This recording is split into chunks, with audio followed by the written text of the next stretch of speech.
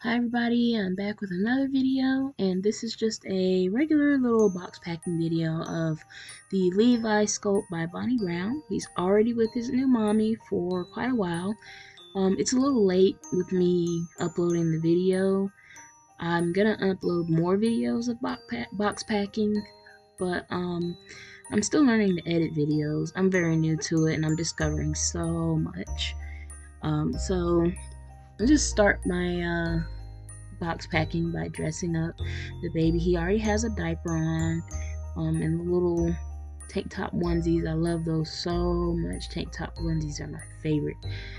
And I just gently pull the hands through, and they have little cuffs on the newborn side, so I like to take those cuffs and cover the hands.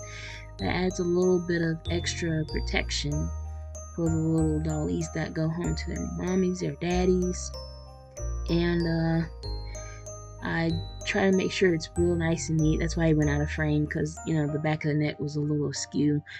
I think I did an animal thing for him. Yeah, a little animal thing for this little guy.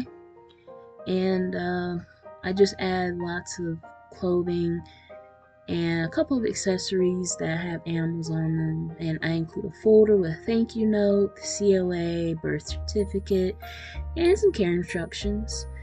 Just to make sure that they get the full life of the doll when they receive him. I wrap everything in tissue paper, just, you know, for aesthetically pleasing box opening. It's gonna be blue and white because, you know, this is a boy. If it was a girl, I'd be doing pink, white, purple.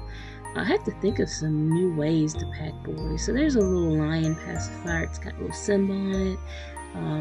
A bottle with a silk nipple in case they want to play with their new baby. There's a scented wafer with baby powder. I wanted it to be close to the doll's body, but then I kind of resigned that idea. They have diapers in there. Those are the new Dalmatian themed diapers.